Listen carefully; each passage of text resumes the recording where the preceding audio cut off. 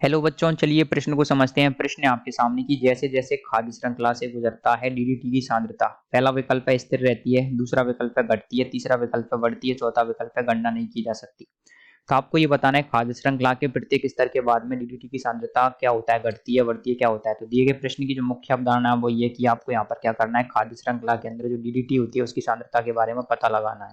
तो देखिए, आप सभी लोग जानते हैं डीडीटी क्या होता है। डीडीटी क्या होता है, पुराने जमाने में काम में लिया जाने वाला एक कार्बनिक यौगिक था, जिससे क्या किया जाता था, मच्छरों को मारा जाता था या फिर जो जो कीट होते हैं उनको मारने के लिए इसको काम में लिया जाता था। तो काम में लेने पर क्या होता है, जैसे ही वो कोई भी जीव जंतु इसको खा लेता था, खा लेने के बाद में उसके शरीर में ये चला जाता, फिर वो मर जाता। क्योंकि आप सभी लोग जानते हैं कि खाद्य श्रृंखला के अंदर एक जंतु को दूसरा जंतु खाता है, जब दूसरा जंतु इसको खाता तो उसके शरीर के अंदर भी ये चला जाता है, जहां पर क्या होता है, ये ऐसे कैसे बना रहता।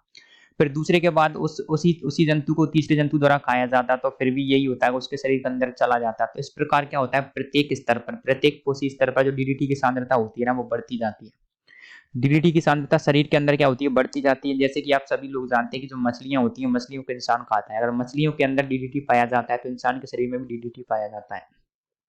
तो प्रत्येक पोषी स्तर पर क्या होता है, जो आपके देखिए प्राथमिक स्तर होता है, द्वितीयक स्तर होता है और तृतीयक उपभोक्ता होते हैं, तो प्रत्येक पोषी स्तर पर क्या हो जाता है, डीडीटी की सांद्रता बढ़ती जाती है। तो इस आधार पर आप कह सकते हैं कि प्रत्येक पोषी स्तर होता है जो खाद्य श्रृंखला में, उसमें डीडीटी की सांद्रता क्या होती है, बढ़ती रहती है। तो हमारे प्रश्न का जो सही उत्तर आ जाएगा वो आ जाएगा आपके विकल्प सी, क्या होती है, बढ़ती रहती है।